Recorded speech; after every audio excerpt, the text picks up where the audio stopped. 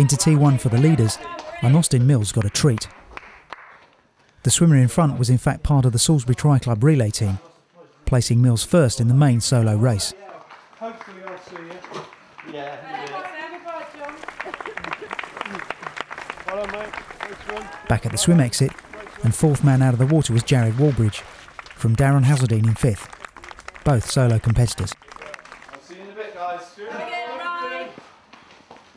With the timing chip transferred, it was out onto the bike for the relay leader, John Fern.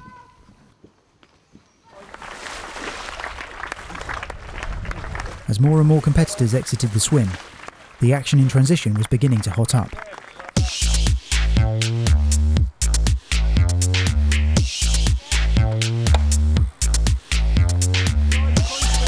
Debbie Shaw was the first woman out, completing the swim in just under 1 hour and 8 minutes. Austin Mills managed to get clear of T1 first, to start the 112-mile bike leg at the head of the main race. 3 laps of the New Forest lay ahead, and would take around 5.5 hours. Richard Thomas emerged just behind, and got underway about a minute down on Mills. Sam Lane was one competitor making good progress through T1, as did Simon Goddard. Darren Hazeldine managed to gain a place by the mount line to move up into third.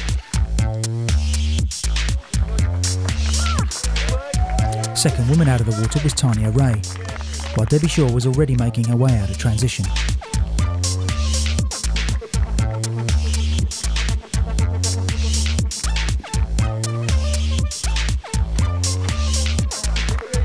Not far after Tanya was third woman, Tracy Hazeldine.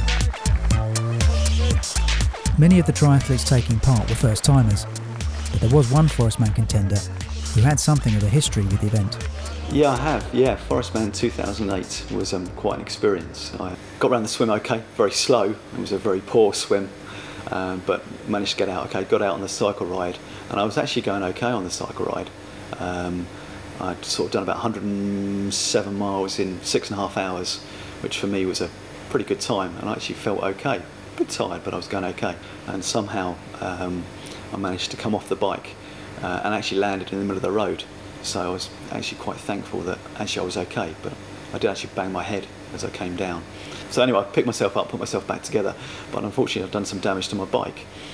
Obviously being within sort of 4 miles to the finish, my only real thought was then I have to get back to T2. So I put the bike over my shoulder, ran the 4 miles back in my bike shoes, covered in blood and not looking particularly pretty at the time. There was quite a few frank discussions about whether I was well enough to run, but I was absolutely adamant that I was going to go and take part in the run. So I got out on the course. I got to the first turn point up at Fritham. Was not feeling too good, and obviously I didn't look too good. And then the run back from Fritham back down the course back to Abbotswell, I really hardly knew where I was. I was seeing double. The path was moving all over the place. So I staggered down to the bottom of the course. A little did I know, but Richard had put a doctor down there who stopped me and asked me how I was. And he told me that that was it, I wasn't going to run anymore. It turns out I was in concussion. I spent some time in Southampton General and had a week of no driving afterwards, and just making sure that I was properly recovered. So that was my experience of Forestman 2008. So Dell was back to settle a score, and this time complete his home race. To keep an eye on him and make sure he didn't get up to his old tricks, we fitted 2 cameras to Dell's bike so we could track his progress through the race. Yeah, straight out there, mate. Just enjoy it. And we'll be returning later in the programme to see how he got on. Enjoy. That's not so bad. Meanwhile, the leaders had reached Thorney Hill near Bransgore, which was the link to the main A35 that would take them east towards Lyndhurst. First through was the relay leader John Fern, but Austin Mills wasn't far behind.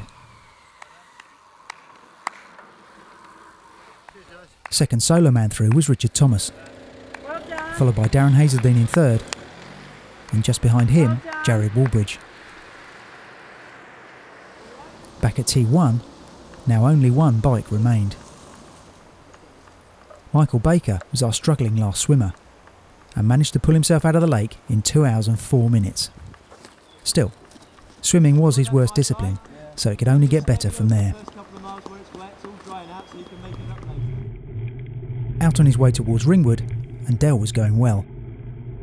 Just a few minor adjustments to the computer, but otherwise nothing to report. The race had now reached Boulderwood, the jewel in the crown of the Forestman course.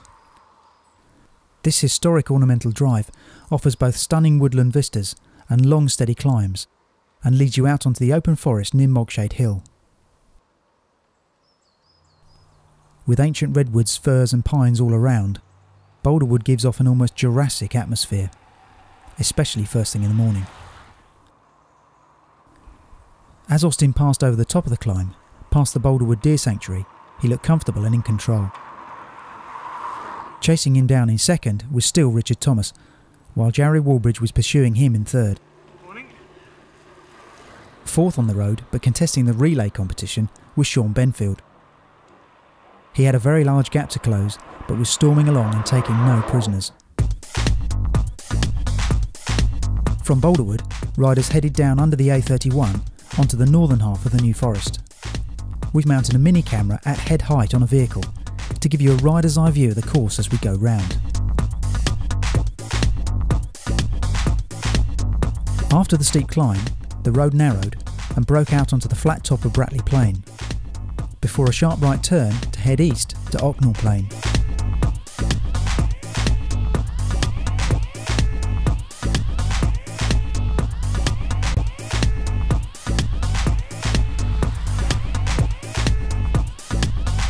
Back at Boulderwood, Debbie Shaw was pushing on in first position, while behind her and chasing hard was Sam Lane, who'd taken a wrong turn at Ringwood and only just avoided taking the main dual carriageway back to Southampton.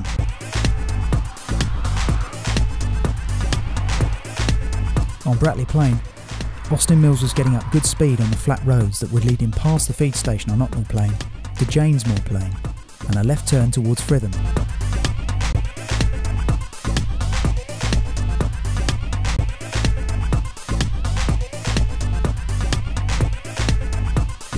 Just past Fritham, the route forked left towards Longcross Plain, and a major junction that would lead to the start of an extra loop taking in Bramshaw and the beautiful village of No Man's Land.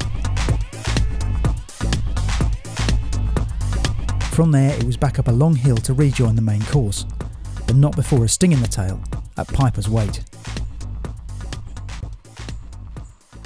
Austin Mills was firmly in the lead of the main race at this point, as he approached the sharp left turn with a sudden and savage increase in gradient.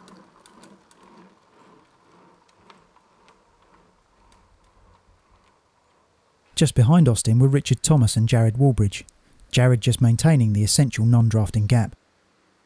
But coming into view was the familiar figure of Sean Benfield in the relay competition. He passed Richard and Jared by this point and now had his sights set on Austin Mills, who was himself riding behind the relay leader, John Fern.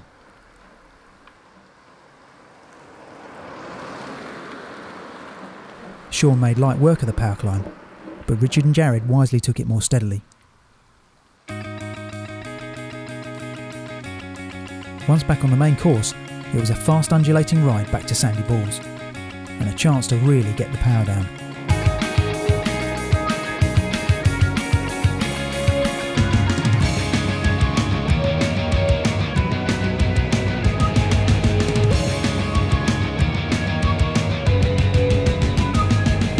Sam Lane in 8th was working hard to get back into contention and was really attacking the Piper's Weight climb. Further back, and with about 3 miles in the bag, Dell was still looking good. Now into a steady rhythm and regularly taking on fluids, he buried the ghost of last year's crash and was riding strongly.